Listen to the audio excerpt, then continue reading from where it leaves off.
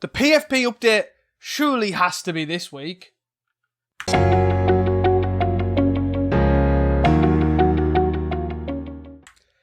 Hey guys, welcome back to Casting Commons, the show where we talk and discuss all things Pauper. I am your host, Teasdale, and this is my co-host, the Wonder Weave aerialist himself, Reese. Hello. You definitely caught me off guard with that intro. I wasn't expecting it. Do you know what? Speaking of Wonder Weave aerialist, I would really love to see you do that ribbon shit in the air, like, woo! Oh, dear. That'd be pretty funny. Anyways, before we start, do not forget to support us by rating us 5 stars on Spotify. And of course, hit like and subscribe on YouTube. And following us on Twitter for some Pauper deck lists. How are things? You doing good? Good, yeah. I haven't actually played much Magic at all, to be honest.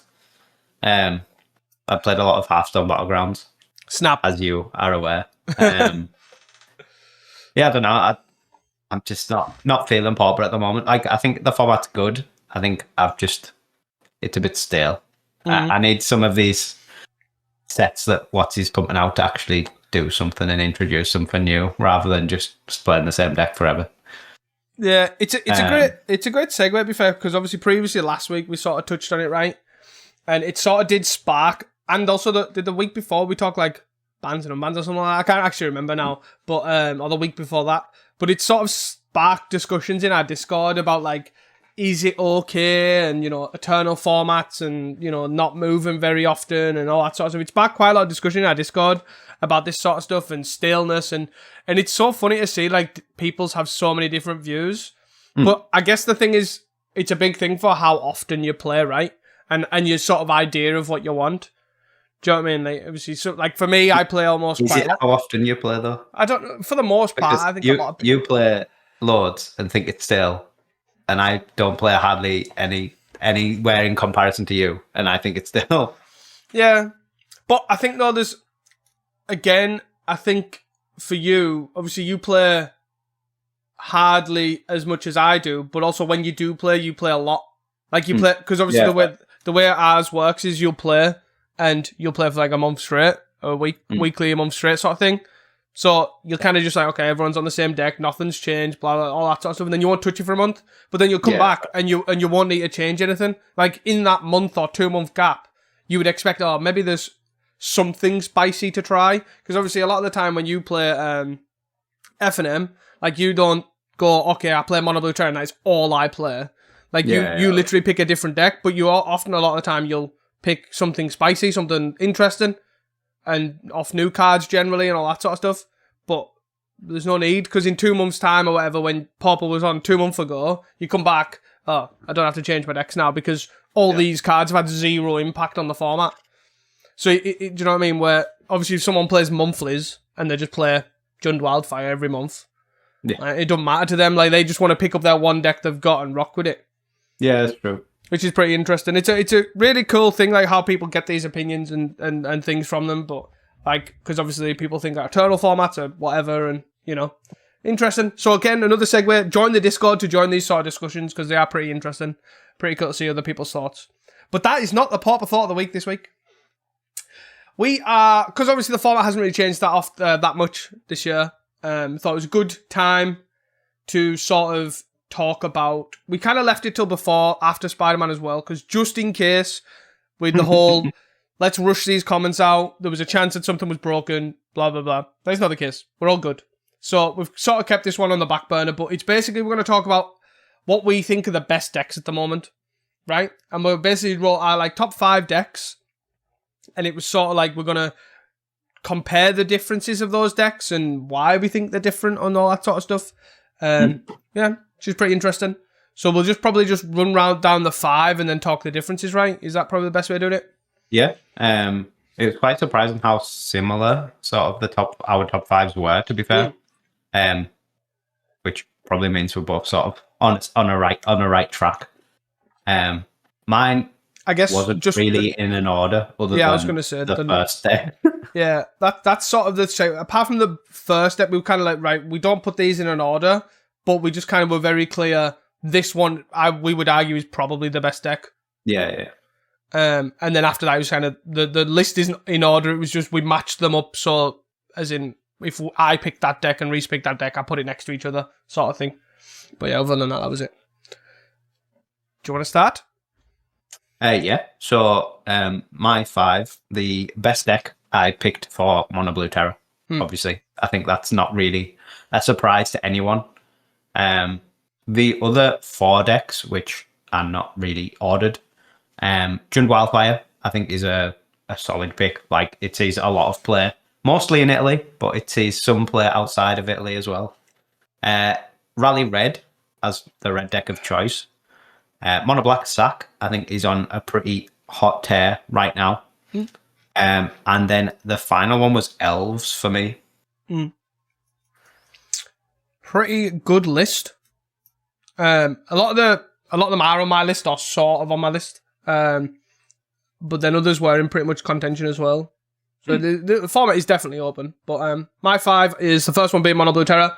I think that's, as I said, fairly obvious, right? Probably the best deck in the format at the moment. The second one, again, is Jund Wildfire. Again, they're a very big contender. And then the red deck of choice, I went for Mono Red Madness. And then the 2 that... and then there's Mono Black Sack and then Mono Blue Fear.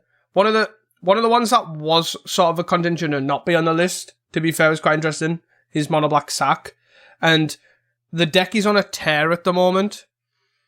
And the lists aren't the same. And I was very much like, this deck's not... It's probably not new, but it's newly popular, is probably the best way I'd describe it. The fact that all these lists aren't that good. So it's not like formulated everything. Do you know what I mean? It doesn't really know it's what's an amazing matchup, what's a bad matchup. It doesn't know its card choices, all this sort of stuff. So it doesn't know where the room to breathe is and all that sort of stuff. But then I was thinking to myself, that even with that in mind, and it's still performing so well, is such a good sign. And it's week on week on week on week as well at this point. Like since week 3 of Edge of Eternities. And it's still on a tear. And it no deck sort of like went, this deck now preys on it. It's just seems to be a very solid deck. Yeah, definitely. Pictures. In terms of like comparisons, I think, and I guess talking points, Mono Blue Terror and Jund Wildfire being the top deck and another deck on the list for both of us seems fairly straightforward. Like, I think if you basically asked anyone who plays Pauper generally, those 2 decks will be in their top 5. Yeah. Mono Black Sack was an interesting one that I wasn't sure if you would pick as well. Because obviously it's not a new deck, but as you sort of said there, it's like newly relevant, I guess, with Edge of Eternities. And being one of the only decks to get new cards in recent sets is obviously set it to pop off a bit. So that's cool to see. The red deck of choice was interesting though. I think if it was like 3 months ago, I would have probably been with you and picked Mono Red Madness. But I feel like that deck's just fallen off recently, and alongside that, the rally deck has popped off. But I could definitely see it either way. But for me, like, the rally deck is having like a real good resurgence at the moment. It seems to have taken a while to catch on after the Kuldotha ban. Like, basically, as soon as Kuldotha was banned, this Rally at the Homburg plus Burning Tree Emissary Shell sort of popped up. And just basically didn't seem to be taken seriously, I guess, until now. Because it's not really gained anything else, right? It's not changed. Like, no. It's just taken a while to catch on. I think as well it did quite well at Pauper getting right.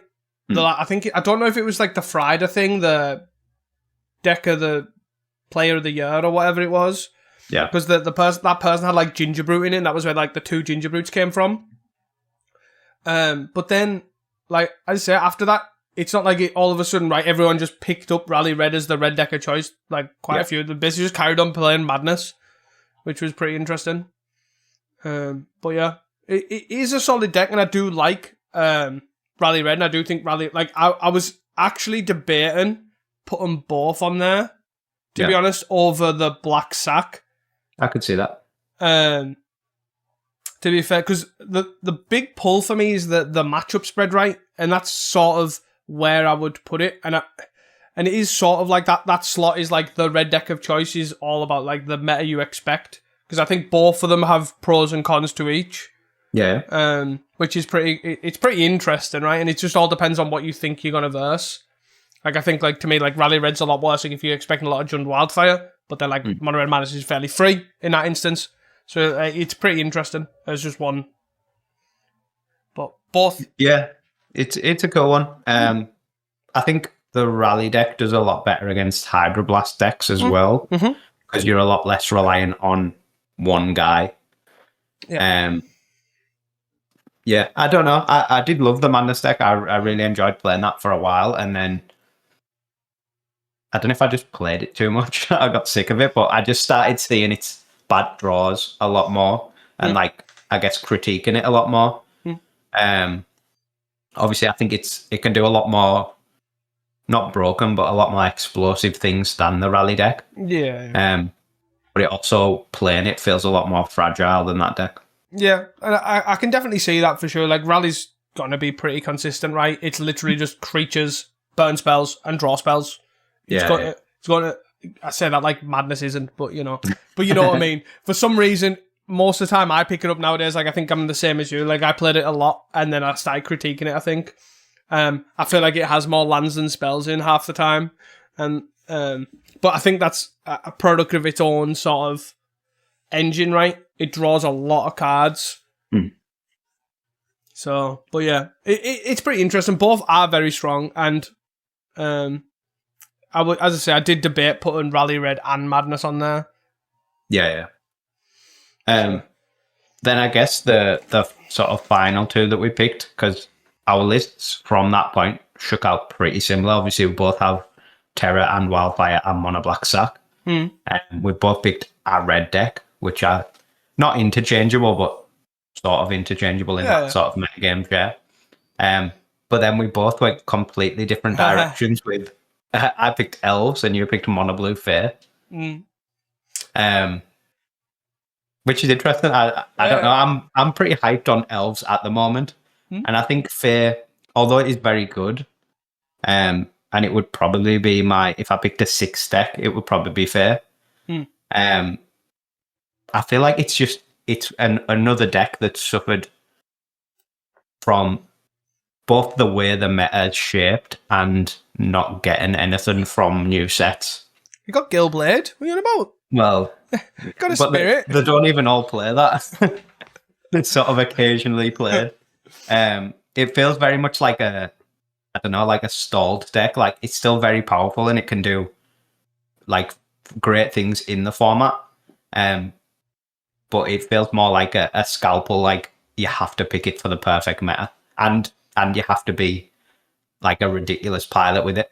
Where I think Elves at the moment, a lot of the time you could just jam Elves and you'll just do well.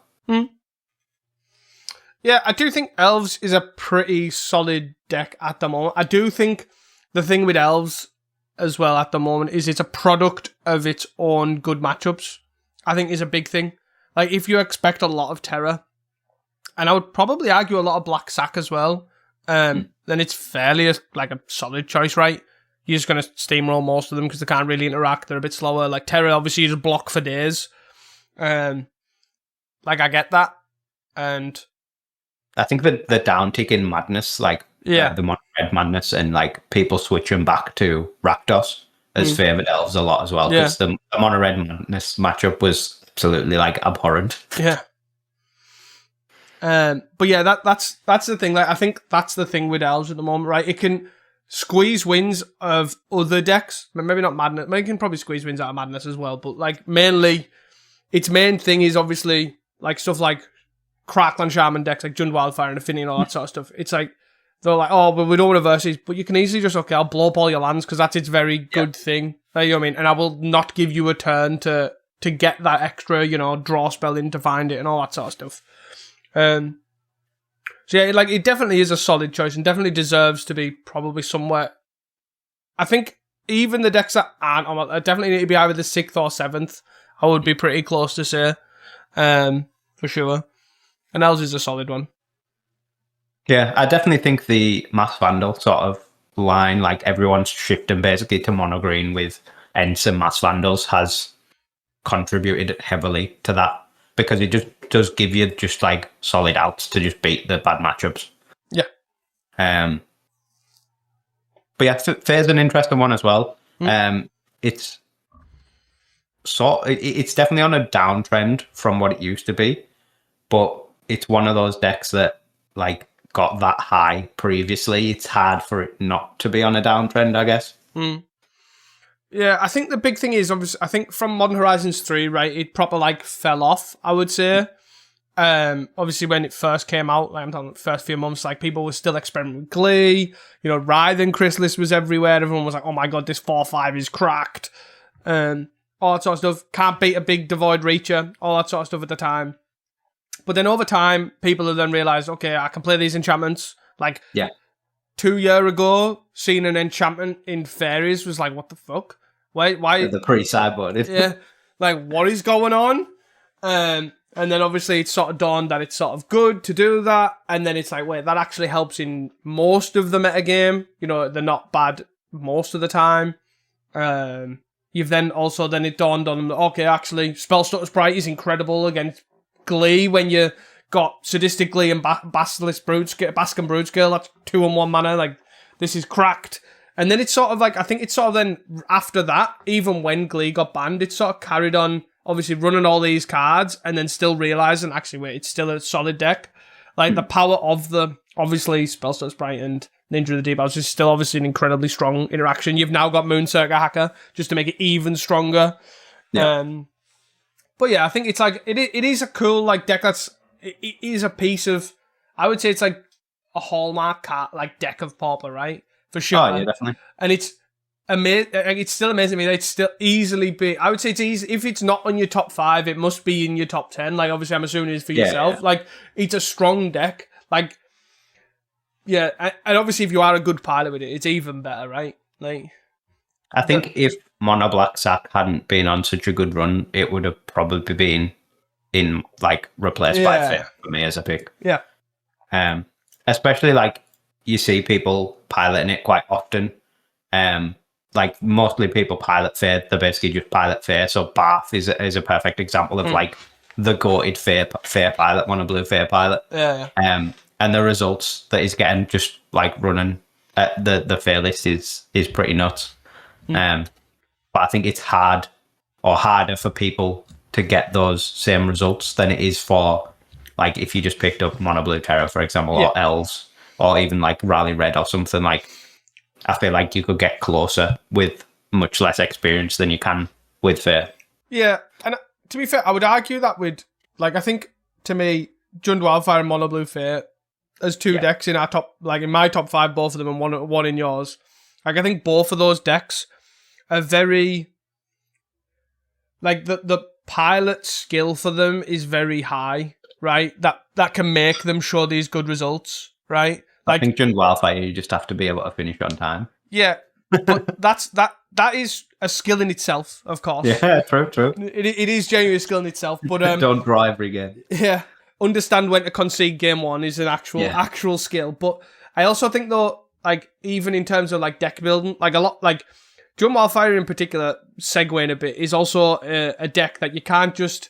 It's a lot harder to go, I'm going to net deck this challenge winning Jund Wildfire and take it somewhere, and I'm going to like replicate those results. Like, that pilot has picked those cards for how they think the metagame, are they on Gixian, are they on Crackland? Like, this deck is literally just a bunch of sideboard cards and then powerful cards that stand alone in a deck. It's like, which sideboard cards you want in your main, which sideboard cards you want in your sideboard, which sideboard cards you don't want to run. Like, and that is an actual skill to understand what they want to beat and where it shines and all that sort of stuff. And if I was to pick one of these decks of not recommending people to run, it'd definitely be Jund Wildfire, for sure. And it's not even hating on it. It's actually just, this deck is a lot more complex than you think. You cannot just go Cleanse on Wildfire, Writhing Chrysalis, and that will close out the game and win the game.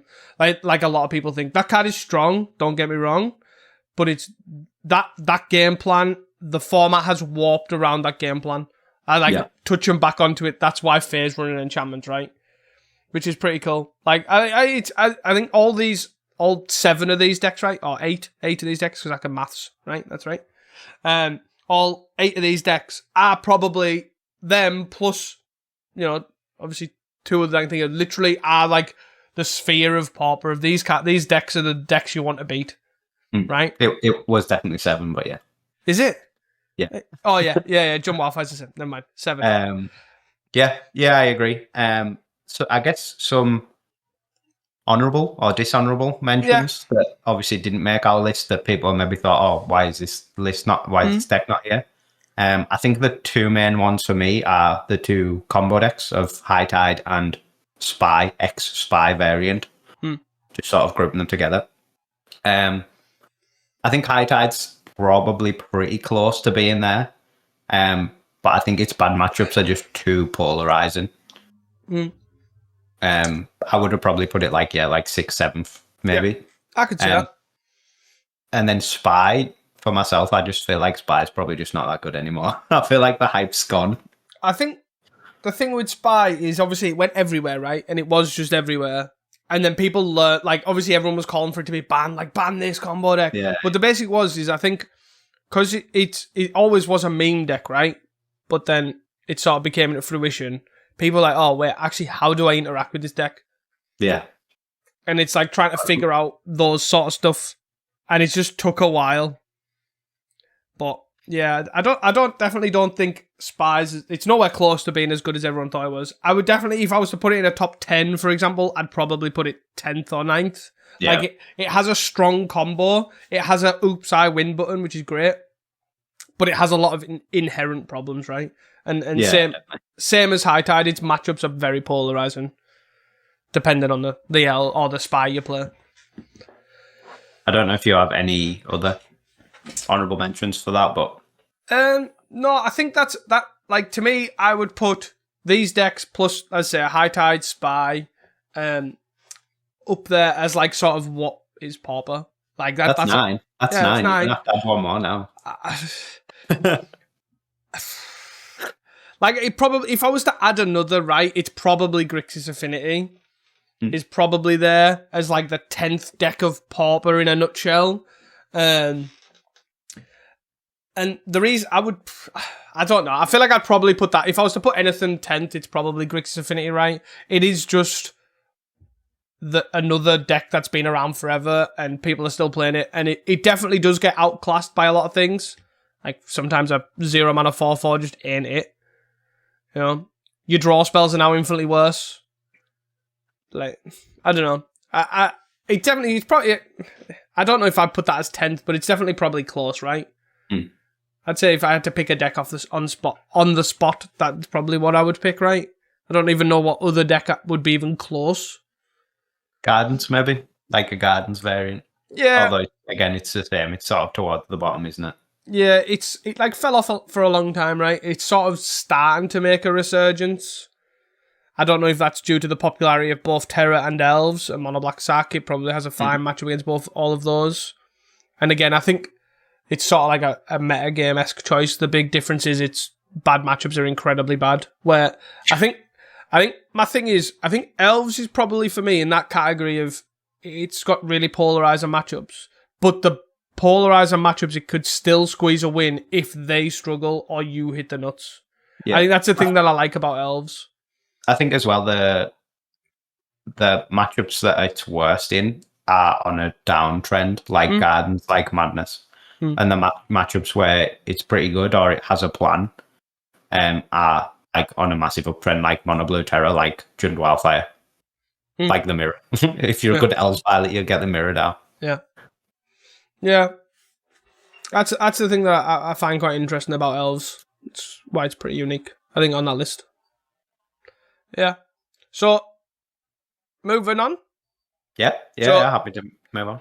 Just closing thought, obviously, if you want to tell us what you think the best decks, what we've missed, etc., you can, of course, join the Discord and talk to us about these things. Even make suggestions, tell us where we don't know what we're talking about, all that sort of good stuff.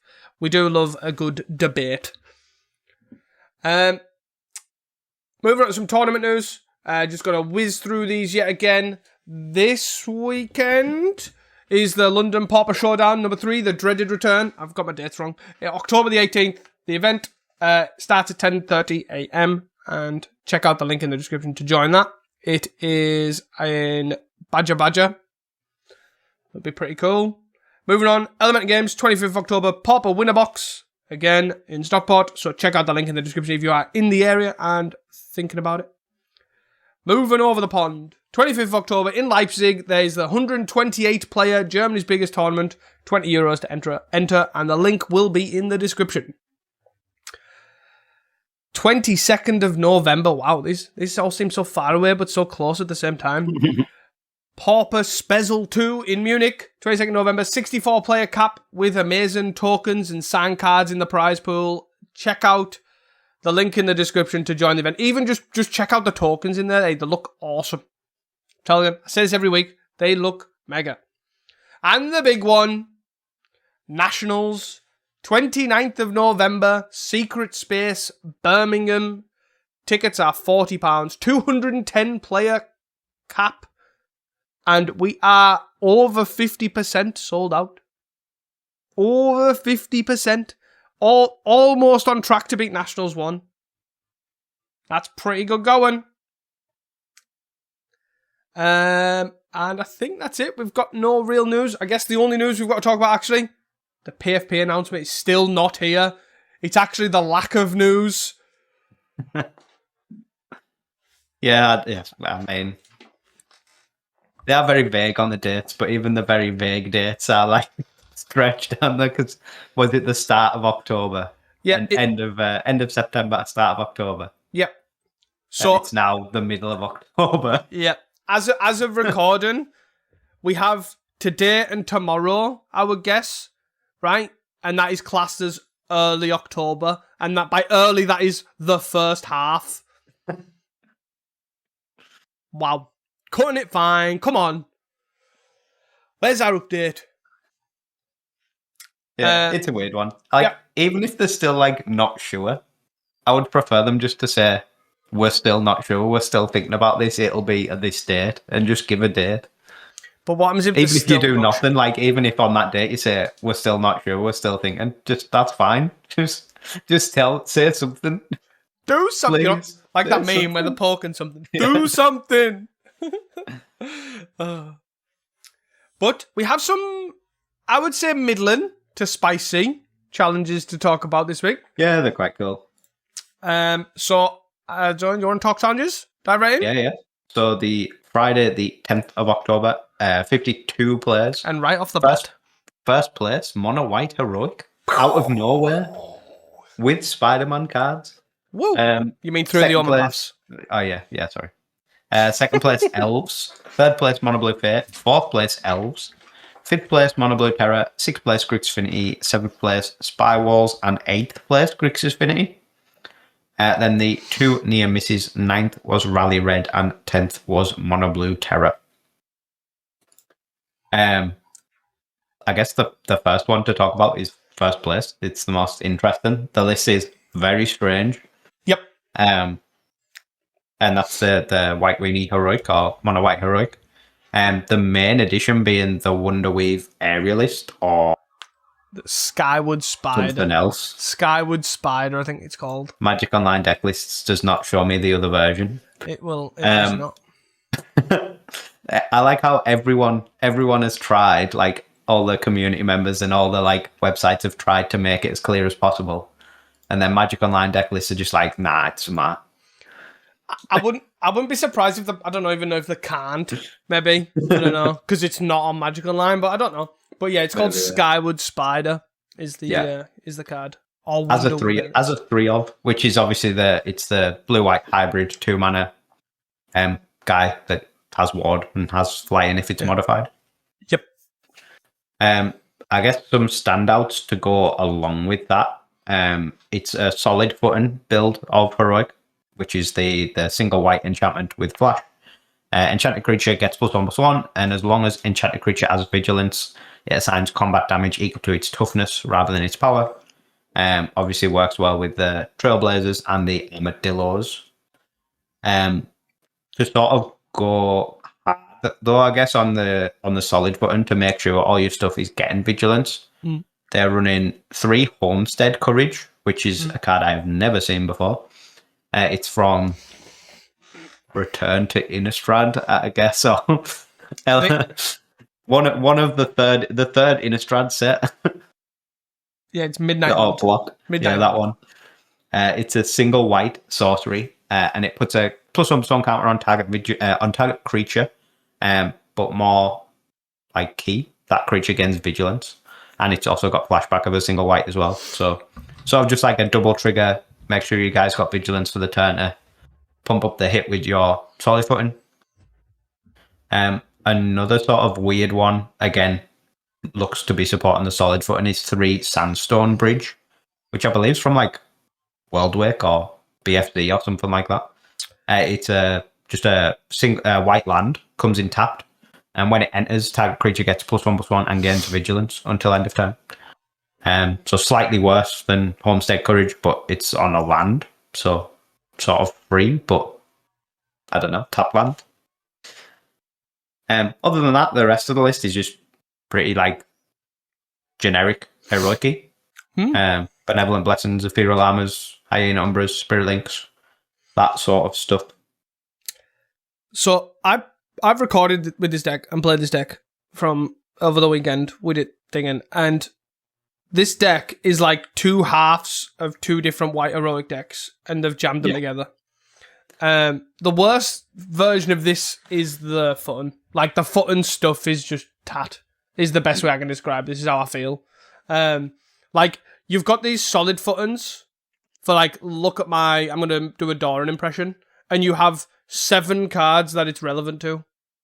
Yeah. Yeah, true. Like, with the 3 Akron Skyguards and 3 of the Wonderwave Aerialists, that it just does not impact at all. Yeah. Because none of your pumps give big toughness. Nope. It's literally just the Armadillo and the Trailblazer that just have it generically. And they're not even like that much bigger. No.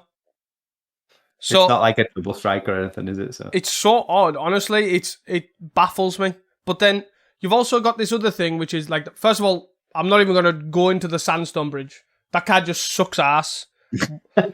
Like, I'm not even going to go... It just sucks. Right? The Homestead Courage, however, isn't that bad. Right? No, the Homestead Courage looks solid. Yeah, it's not awful. It gives a +1 count, which is also relevant. It has you have also yet another difference. Well, you've got 1, 4 of, but then another 3 of, which it works well with the heroic stuff, right? Because you put multiple counters on it. But you're only running 7 of them. And then it also works with the modified thing with Wonderweave Aerialist, which is great. Then gives vigilance for solid footing. So to me, looking at this card after playing it, it feels like sort of the glue to hold these 2 half of decks together. And then it runs 3 of them. Yeah. Right? So what the hell's that all about?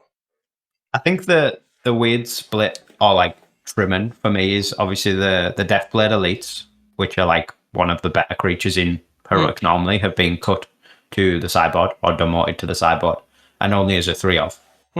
And like you say, yeah, it's obviously got the 7 or 4s, but then 3 Skyguards and 3 Aerialists. So it's sort of like it is very much like you're saying, a halfway house between just going normal heroic or just going to the 04 heroic. And my thing is, Wonderweave is incredible. When it does do its thing as a guide that you're sitting it on, it feels incredible. I actually think that after playing this and playing the solid foot and stuff, and you want to take that crap out, I actually would say is what you want is, I would maybe even think about going down Armadillo, Aerialist, Trailblazer, and Deathblade Elite, maybe at a push, and then remove all this other... like, when I boarded in Deathblade Elite, which felt incredible in some matchups, right? The fact that you've now only got Ethereal Armor that sort of does something relevant of like a big buff, like Deathblade often was like, oh, it's only a 2/2. Yeah, it's not doing much because all your other because like you've got 4 solid footings in your deck and 4 Sentinel's Eyes, which are all fine as like support and stuff, but you've lost all the. Is the best way I can describe it. It just felt like you just had no power. It was weird. Honestly, the list was like so half-hearted. All I'm saying is this person's probably done and drew very, very well. But or versus red. That matchup's free. Yeah, well, they can basically never kill. If you start with an all-4, they can just never kill it. Yep. And you've got 4 Spirit Links in the main. Yep. But all in all, I know otherwise I've just went on a rant about how disjointed this deck is, but this deck was incredibly fun to play. Yeah. It needs pick a direction, and I'm assuming, to be fair to Reinhardt, obviously the Poison Storm master of challenges, obviously want to try some stuff, I'm guessing. Oh yeah, definitely looks like it.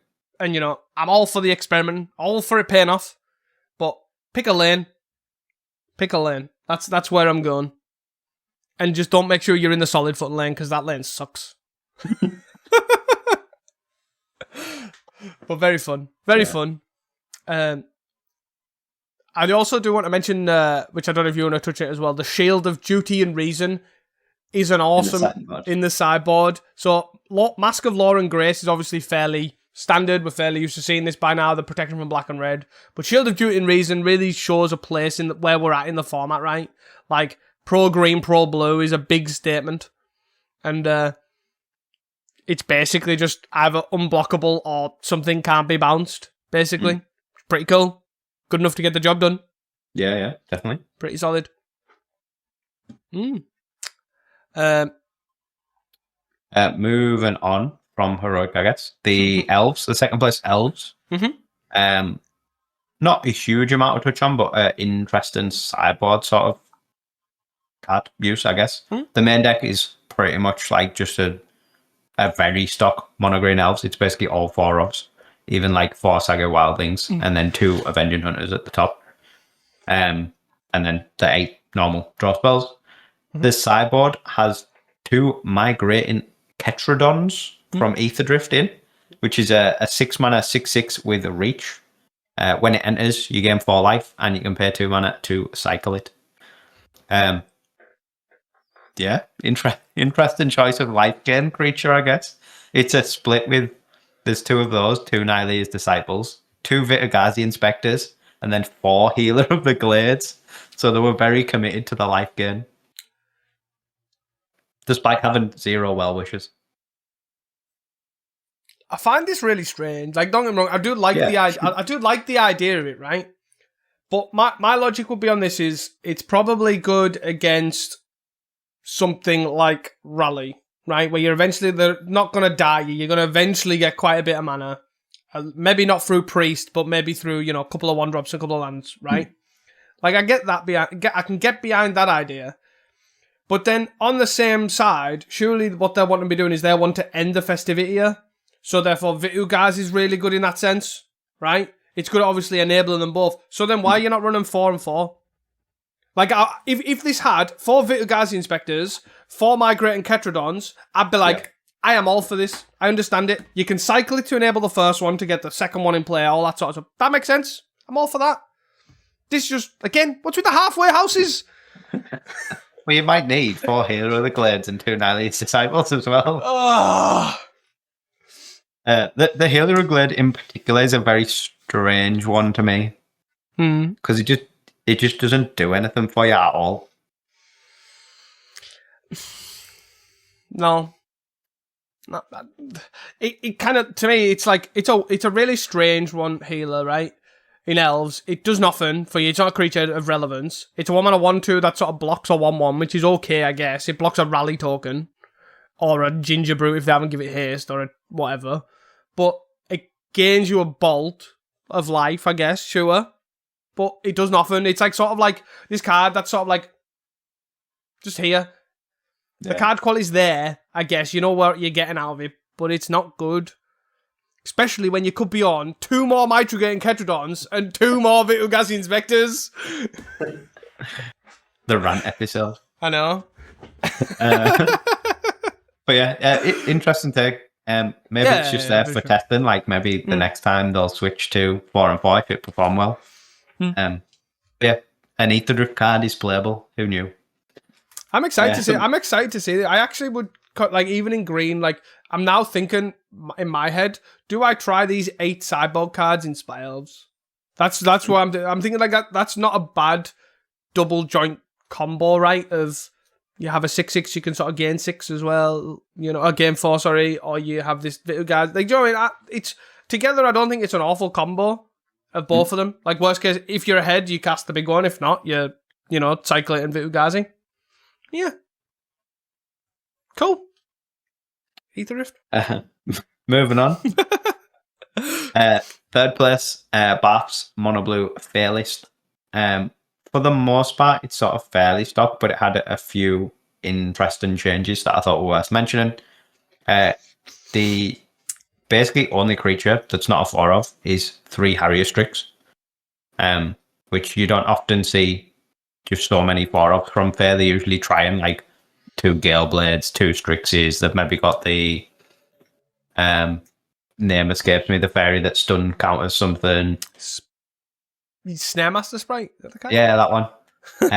They've normally got stuff like that in. So to see just basically 4 Miscreant, 4 Seer, 4 Elder, 4 Hacker, 4 Deep Hours, 4 Spellstutter, and then just 3 Strix is quite cool.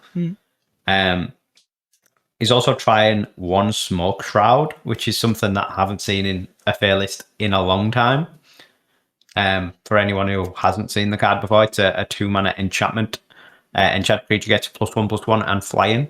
But when a ninja enters, you can return Smoke Shroud from the graveyard to the battlefield attached to that creature. Yeah, flying ninjas. Yeah, it's a weird one, Smoke Shroud, right? It's sort of like one of's a bit weird, but yeah, it's fair. It does what it says in the din. You can discard it to Moonswagger Hacker's second attack as well. So yeah. You can also just play it for 2 if you end up, have 4 or 5 mana. Yeah. I think the interesting thing for me is the enchantment, the actual enchantments that most people run are now in the board. Yeah, that was my my next point is, and touching on what you were saying before about Fair running enchantments, it doesn't. It runs 1 Smoke Shroud, that well-known card. So the sideboard, there's 2 Bind the Monsters, 2 Unable to Scream, and the removal in the main has just been left as 3 snaps, which even in of itself is, I guess, low because it's 1 less than 4. I guess the big thing, right, is Writhing Crystals is the reason it was sort of there, right? And I guess Jun's sort of like, it's not taking a downward trend, it's just less popular online. You just get it's weird, you get like months where it's like, it's everywhere, and it's usually on the run-up to an Italian event where all the Italians are practicing. And then after that, it's like, okay, it's nowhere to see, because no one else plays it. It's one of those strange decks, I guess, where you look at the results. Like, if you go on top 8 and look at results for Jund Wildfire, it's basically all, like, 20-man in-person events. Like, there's, like, 1 challenge win here and there. Or, not even a win. 1 challenge top 8 here and there. And then it's just basically loads of results from 20-man Italian events. Yeah. But I guess, like, the basically the crutch of that is to not running the removal in the main is leaning pretty hard on these 3 Harrier Strixes. Yeah. Which is it's pretty, because like, obviously the other decks, like, you can find a way around it, right? You just want to Strix a guy, you want to bounce a guy here and there, just to sort of get in that 1 extra hit with a ninja. And that's sort of all it needs, and then the flyers sort of do the work, as long as you can keep the damage sort of going. And obviously Writhing Crystals was the thing that puts a stop to that. So it's really interesting to see that obviously they've decided to move that into the board and sort of gain an edge against other decks, which is pretty cool. I think it's cool. But yeah, that was all I'd sort of pulled out for the Friday for sort of interesting spicy wise. The rest of the decks were sort of fairly stock. I think the 9th player's rally list had like a 1 of Casting the Fire in the main, which we have mentioned before. Yeah. But still looks really strange. Yeah, 1 Casting the Fire, 1 End, 2 Gingerbread, sort of weird vibes. But yeah. And one of the terror lists was running a 1 of Memory Mystic in the main in sort of the same way it was. We've mentioned it before, but it's sort of notable, I guess. Yep. I do find it funny that they're all very reliant on sleep, though. That always does amuse me. A lot of them are just like Luminai's playing 2 Demon Furies in 10th place, and then 2 sleeps, and then the other list is on just all I need is sleep. Sleep always feels cracked. It is very good, and you can find it so easily because it doesn't matter if you play it. Yeah. It's a very good card. Yep. Moving on to the Saturday, Saturday the 11th of October. 50 players in the challenge. First place was High Tide. Second place was Boros Synth. Third place was Mono Black Sack. Fourth and fifth were a pair of Mono Blue Fair. Sixth was another copy of High Tide. Seventh was Grixis Affinity. And eighth was Esper Affinity. Then the two near misses. Ninth was Elves. And 10th was Red Black Madness. Blues top 8 to winner. Yeah. I guess the High Tide list, sort of, there's nothing really to speak about. It's a fairly stock High Tide list. It's got a one-off snap in the main. Is basically the only standout, really. Mm-hmm. But Boros Synth in second is quite cool to see. It does have 4 Relic of Progenitus in the main now, which may be quite telling. Mm. How long before we just assume that's stock? They sort of like seem to be like trickling upwards, right? Yeah. You've seen the Boros Synth return, and then it had 1 relic in the main. Then it had 2. Then the next one had 3. Now we're just on the full 4 relic, 4 synth, 4 lembus in the artifact slot. It's okay. The next thing to happen is Green Red Ramp comes back, and then you see Green Red Ramp with 1 relic in the main, and then back to, and it's like a vicious cycle. It's like, I'm sure we've been here before.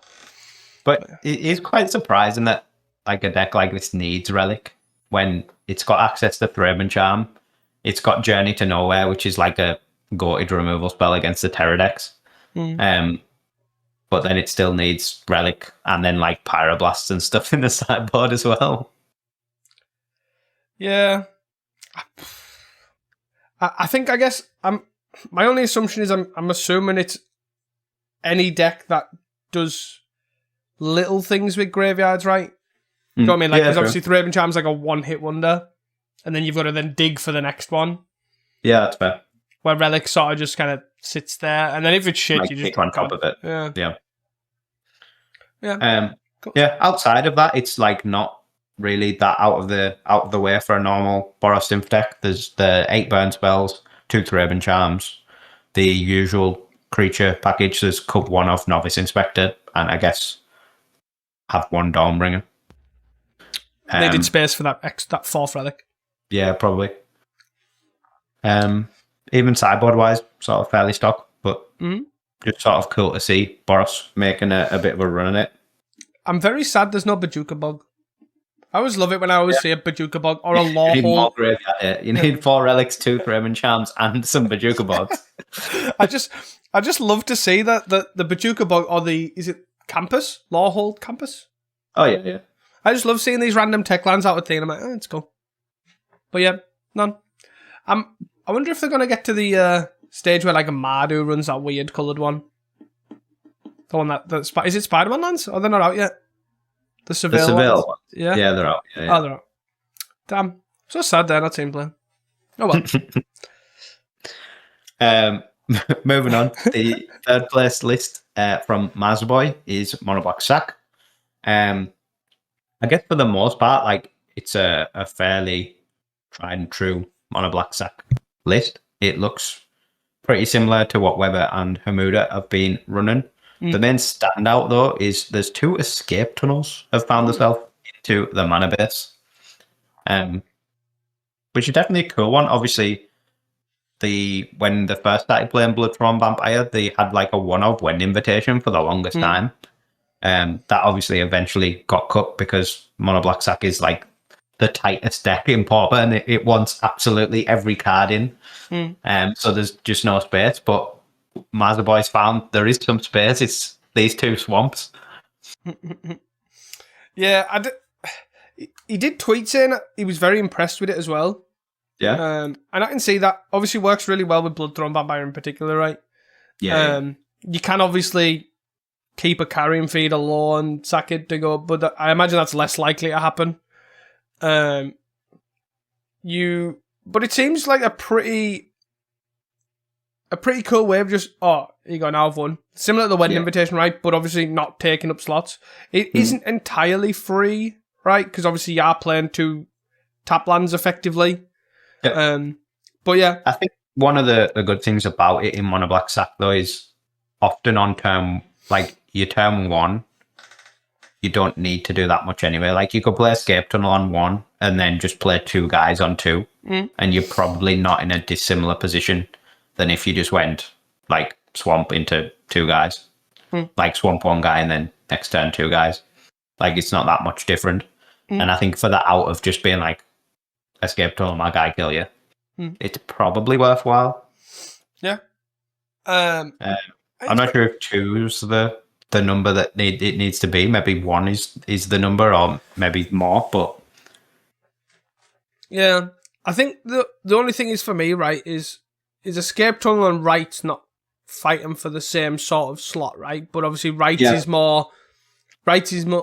It's a weird one because it's a bad draw most of the time. Like, obviously, if you're not here, I can throw this thing at you. It's pretty bad. So, like, Escape Tunnel gets that it's still fine, even if it's bad, but it's less flexible because it only really works on Blood Throne.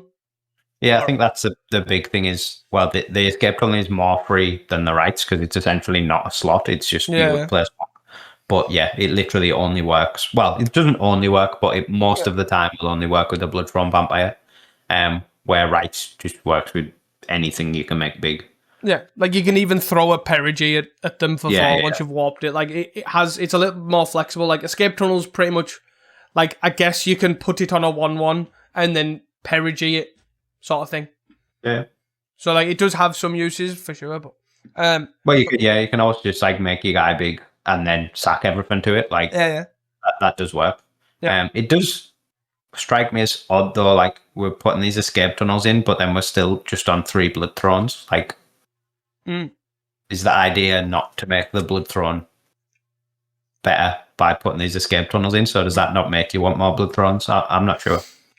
Also, the other thing it seems that's missing is the stamina as well. So that was I can't remember which one. Either Hamuda or Weber was on. I think it was Hamuda was on no stamina, for example. I'm surprised that's still the case as well. Especially with Escape Tunnel, it just adds to the oops, I win button because I've got a Nested Shambler and a Blood Throne and Escape Tunnel. I think it's obviously there's unearths in, so I think that's basically the stamina slot is do you run stamina or do you run unearth is basically the flex there. But yeah, it's cool to see. Only other really talking point from this is 2 Nauseas as well in the sideboard instead of Drowning Sorrow. For some reason. Sort of. Elves, I'm guessing. Maybe? I mean, Elves and Faker, but... and the Mirror. Yeah. And Fair sort of okay. Yeah.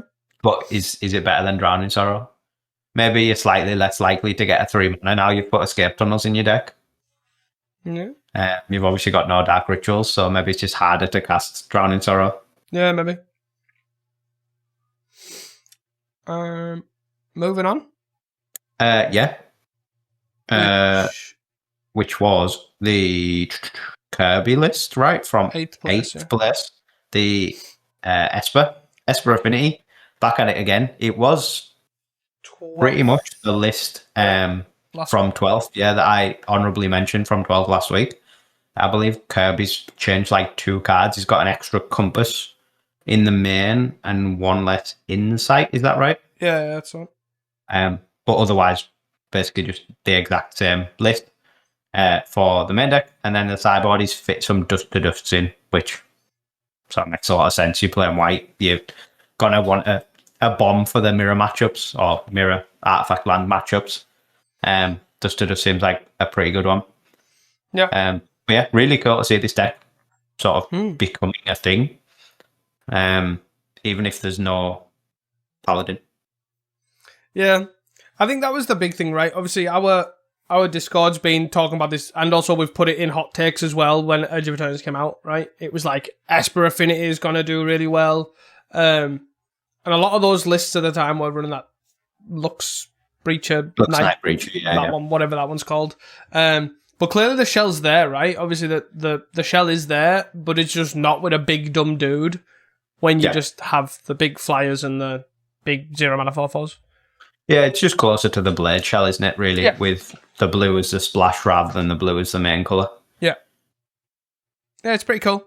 I like this deck. I definitely need to give it a try. I think Strata Games has definitely worked on this deck quite a lot as well. I don't know if they ended up with Lux Breacher or whatever, but yeah, you should check their channel out. And I'm assuming Kirby probably recorded with this deck as well, so you can probably check that out too.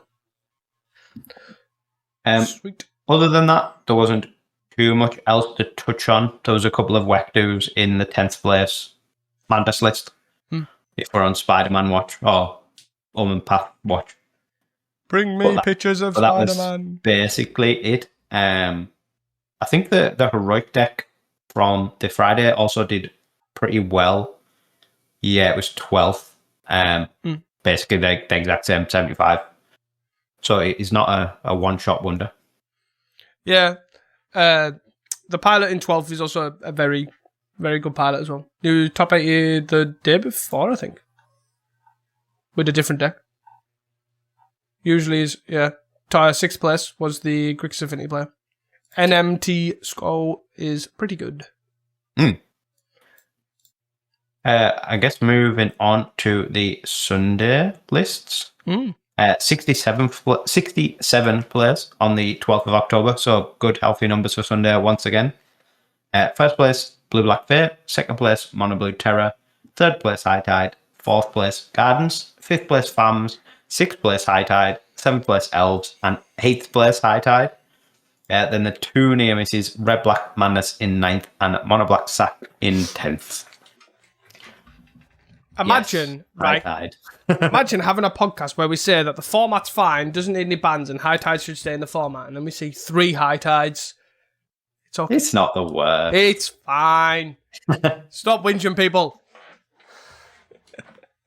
It does mean, though, there's not a lot to look at, really, because the High Tide lists, they don't really change that much. They're all sort of much of a muchness. In fact, I think the 6th and 3rd are basically the exact same list. Yeah, I think so. I think it's the one that... The 8th has the Disrupt packaging as the sort of standout difference. Riven. More importantly, more excitingly as well, Bake going first. Yeah, on Blue Black Fair as well. Bringing it back. I guess sort of not too much to talk about the list, though, right? It's a fairly stock-ish looking Blue Black Fair. It's very similar to the one we spoke about the other day, right? With the 4 Augurs and the 4 Seers in the main. Yep. A bunch of one-offs, as Blue Black Fair tends to do. Yep. Even more one-offs in the sideboard. Yeah. Everybody's custom teachings, clearly. Honest. It's not, as I say, it's not dissimilar to the one we talked about. The one of Hacker, one of Ambusher is obviously, and one of Murmur Mystic is, always strange to see, but cool, I guess. But more importantly, it is Baker's decided to obviously bring this out of retirement himself, so it's pretty good. I think last time he played Blue Black Fair is the time that he broke that most firsts in a row thing. Yeah. So, when he won 7 challenges on the belt. Going for it again. Yeah. Fingers crossed. Moving down, the 4th place list of gardens or campfire gardens from Adapto is pretty cool, to be fair. It's, especially the sideboard is sort of the main sticking point for me. The main deck is sort of very stockish gardens. A bunch of removal spells with Cast Down, Defiles, a couple of Snuff Outs, a couple of Spinning Darknesses, 2 Avenging Hunters, so going a bit more old school for the Wincon. 2 Troublemaker Oofs in the main as well, which is not unheard of, but definitely not standard. Yeah. But the sort of main thing that I want to talk about is his sideboard, which has 4 Kumbaj Witches in. Woo! Which is a blast from the past, the double black 1/3 that is basically a pinger. It pings any target for 1, and then your opponent can ping any target for 1. Very cool one. I definitely did not expect it in Gardens. When you think about it, though, it does seem pretty good right now, eh? You got Elves, got Rally, you got Mono Black Sack, you got Fair. Yeah.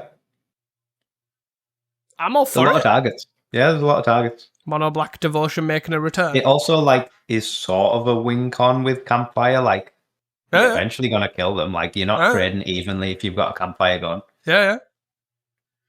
And then the other thing, there's a one of Ashes to Ashes to go with Kirby's Dust to Dusts in his sideboard. Yeah. It's for anyone who hasn't seen Ashes to Ashes before, it's a very weird one. It's 1 black for a sorcery, and it removes 2 target non-artifact creatures from the game and deals 5 damage to you. So it's exile 2 creatures, right? It's basically non-artifact 2 non-artifact creatures, yeah. You know, which is pretty and take 5. Pretty cool. Get rid of those 2 pesky Writhing Crystalli. Yeah. It definitely has some big upsides. But cool to see sort of this more classic Campfire Gardens. It's not trying to do the just, I'm only going to win with Crypt Rats shtick. Yeah. Quite cool to see. Very much. It makes me want to dust off some like Mono Black Devotion seeing them combos, which is oof. I don't know if you want to go over the FAMs list. If there's out there. The only thing that we need to talk about on this FAMs list, there is one card we need to talk about. One card. The Essence Scatter? It is the Essence Scatter. People, there is an Essence Scatter in this person's deck, which is 1 of the blue, counter target creature spell. There is also a 1 of Negate as well, which is counter target non-creature spell, but that's not important. Essence Scatter is strictly worse. People are playing Wekdus and yeah, true. And which it's the Spider-Man. No, it's not a legend. It's not a legend. It should be, but it's not. It's a character? It's not. Apparently. Okay. J. Jameson doesn't want photos of that one. It doesn't count. But yeah, to be fair, the Spider-Man cards are slowly creeping in. Like, Wekdu has top 10 2 challenges right now. So irrelevant of if you think it deserves to go in Red Black Madness or not, right? Yeah. Essence Scatter is incorrect. You should be playing Glorious Gale to give your Sunscape familiar Skulk. They've also got a 1 of Remove Soul in the sideboard if you want to go off on that one as well. So they've made the conscious decision to split them, but then just not played the better one. Yeah, very strange. And then that's another point. If you are going to play Essence Scatter and don't care less about playing the correct one, also play Remove Soul, it looks cooler. Like, wrong on 2 fronts. Is the Portal one not a Magic Online? I don't know. I have no idea. But yeah, I'm more guessing like it's a fans list, so it's probably just been sat on the Magic Online account for ages, and they've just been like, "Oh, I'll play a Pauper, but I'll just click this deck." Because there's nothing really standout-ish about it. It's just a very stock Meeting of Minds looking fans list. Yeah, it's as I said, fairly stock. I think the only thing is it's splitting its counter spells, which is sort of infrequently people do. Some people run like 3 prohibits and 1 negate. Some people run 2 1/1. Like, it's just whatever you expect. But yeah, it's nothing too exciting. The only thing is the Circle of Protection Blue, right, is like an oldish sort of tech for Terra, which sort of comes in and out. It's less popular now that they've got Demon Inferior, because it's not like obviously a Stone Cold out. But yeah, it is pretty cool to see some cop blues. I guess only other thing for me is the 10th place Mono Black Sack from Lampalot. Just looks basically like a copy. I think it is a copy of Marza Boy's list from the day before. So clearly it's Escape Tunnel in Mono Black Sack is not a thing, I guess. There's 2. Oh, the top 10 and the top 8 is pretty good showing. The one thing I've definitely learned over time in how to succeed in Pauper is if Marza Boy speaks, you listen. The 12th place Mono Black Sack also has 2 Escape Tunnels as well. So I am not surprised at this. We've seen the evolution of dredges solely down to Marza Boy, so now moving into Mono Black Sack. Do you think Hamuda and Weber were like, come on, we need some help? And it's like, don't worry, guys, I got you. Don't you worry. I'll fix it for you. But no, definitely cool to see that literally after one event, the Escape Tunnel seems to be popping off. For sure. Pretty sweet. Speaking of Strata as well, 11th place was some Esper Affinitiness. And Marsh Flats' Strata games. So 11th place, pretty good. Cool to see. They've got some different card choices, right? They're playing Rebuke. But yeah. And a Raven's Crown. One less Grim Bauble, one less Compass for, I think, one less Cast Down for like a Rebuke, 2 Rebukes and a Raven's Crime, I think. The sideboard is also a bit stranger with the Last Rites and a couple of Shrivels. But yeah, it's really cool to see this Esper deck sort of coming forward. It's sort of been talked about for a long time, but just never realised. But this definitely seems like a good way to take it. More on the black-white blade, splash the blue for the broken draw spells. Yep, I am all for this. Finally, Cryogen Relic seems to have got a home that sticks. Yeah. And it's quite interesting because it's in it's not getting sacked. It's just like you pay 2 to sack. Yeah. I'll it's play like strictly better, I guess, than Wellspring in these type of lists because you're not sacking it. Yeah. Pretty cool. Anything else to add? No, that's it for me. So hopefully, touching on next week, hopefully we should have a PFP announcement because it is technically past mid-October. So I am going to say that we most likely will get one.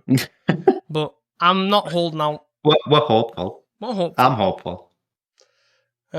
Actually, as of time recording, it's usually the time that the video does come out. And I said this last week, to be fair. But eventually, if I keep saying it, it might come true. It might happen. Yeah. But yeah, anyways, moved on to some hot takes from last week. So we are tracking 2, now 3, because of mine from this week. But yeah, we'll hopefully touch on those if the announcement is this week. The only listener announcement from last week, because I couldn't be bothered filtering through all the hot take thread, was that a brand new deck will top 8 challenge with Spider-Man cards. And that was from Sliverdude. And, well, we had Heroic. It's not a new deck, but it's close enough. 100% come out of nowhere. Believe me, that was not on my bingo card, have Heroic win a challenge, but it's sweet to see. Yeah, very cool. My hot take from last week was that Elves with Repop would top 8. Oh, sorry. You put yes, but I don't think it did. No, sorry. None of them were running the Repop. I did this... I did it like late last night, and I wrote yes because I thought it was like Elves will like top 8. Yeah, top 8 like pop off. I thought is what you were going at, and I was like, oh, okay, yeah, well, there was loads. So yeah, that was sorry, that was my bad. They were trying different sideboard cards, but no repopulate. You know, like that thing that we had a rant on Friday, like that. That was cool. I'd like to see more of that. Them and repops, that's what we need. We'll build elf sideboards for you, don't worry. My hot take from last week is that the PFP will ban Tolarian Terror in the next announcement. We'll track it. I'm not going to comment on why or what or whatever, my thoughts on whatever, because we did that last week. So if you are bothered, go check out the end of last week's episode. But yeah, that was my hot take. We will track it. Moving on to hot takes for next week. Yeah, the first listener hot take is a spicy one. The banning of blue cards is overdue, and the card Brainstorm or Lorien Reveal should be banned. That's from EU Factor. Yeah, definitely a take. Yeah, I think Brainstorm's like in a similar position to it is in Legacy though, where it's like a bit of a sacred cow. Although it doesn't see that much play in Pauper, to be fair. See, I would argue that I wouldn't even say it is, but I'd say it wasn't, but it is now. To be fair, like I wouldn't say Brainstorm. Like you would basically before Lorien and the landscapes, it was like just play Preordain because it's generally better. I guess it depends how far back you go. Yeah, but then like now it's just Brainstorm all the way. But I wouldn't say it's nowhere close to be banned. I could see Lorien being too powerful, but I don't think it's that powerful to be banned. Yeah. You know, Street Wraith on a spell broken, basically. We'll see next week if the ban Lorien. Yeah. The next hot take is that Bogles will top 8 either next weekend or the following weekend. So the hedge and the bets for being too on the pulse because they were all about Esper Affinity, and they've now moved on and like, we'll give it an extra week. But I could say it. Heroic is in a good position. I think if Heroic's doing well, obviously we've got 2 results out of it. Like Bogles is not too dissimilar. I guess the only thing that could impact that is if stuff like the Esper Affinity picks up a bit more with like main deck edicts and stuff. Yeah. Main deck Thousand Blades. Yeah, it is a weird one, right? Because obviously the ward can functionally be the hexproof stuff from Heroic, but you just get better mana base at that point. So there is a world where Heroic is better positioned than Bogles, but even though they're very similar strategies. But yeah, so it's pretty interesting. It'd be cool to see more Bogles and Heroic. My hot take is along similar lines, in that more people will try this Heroic list with Scoured Spider or whatever it's called, Bowman Path Spider. Wonderweave Aerialist. Wonderweave Aerialist. Seeing as that we got good results, I think sort of a free one for people who like that style of deck to jump on and give it back. I definitely like to see people try the Heroic Shell. Like, obviously not that deck. I didn't like that deck at all. But yeah, I definitely would like to see them experiment more with like Armored Armadillo and Aerialist Spider. Yeah, it'd be cool. Go see. My last hot take is that Wekdu will Wekdaunt, and basically I just really wanted to say that. I'm not going to lie. That was the whole purpose of that hot take. And that Red Black Madness will top 8 next week, and it won't have Wekdu in. I think, to be fair, the Sunday list that came, did it come 10th? Yeah. I think or 12th or something like that? It was like nearly near the top 10. Right. 9th. Didn't have Wekdu's in. I did touch on the card in Tortex. I recorded a video which should be out probably tomorrow, I would assume. With Wekdu in and Kitchen Imp. In that particular deck, you could definitely tell the difference between Wekdu and Kitchen Imp, for sure. Like, significantly. Not even the legendary bit, the not haste bit was like very significant. Yeah, I can imagine. So, but yeah, it was definitely pretty cool to see, but maybe the card's just not it. Not it. Wekdaunt. Anything else? No, that's it from me. Thank you all for the continued. Hurry up and end the podcast. I think I've got like a state of hysteria today. I don't know what's wrong with me. On a side note, we've been playing Battlegrounds a lot, and we played a bit about. Well, Reese watched me play a bit of Battlegrounds before, and it was literally like how not to take a turn was done by me. It was how you could do it completely wrong. I'm just in one of those days where I'm obviously in a state of hysteria, clearly. That's what it must be. Had a bump on the head or something. Anyways, guys, thank you all for your continued support. If you enjoyed this podcast, please do not forget to share it with your friends, your family, your local Pauper community, and even your bartender Bob. That is all from us. Yeah, have I said that bit? See, I'm going crazy. Yeah. I'm going crazy. I'm telling you. That is all from us at Casting Comments. Until next time, end this podcast, and don't forget to stay hydrated. Peace. Bye.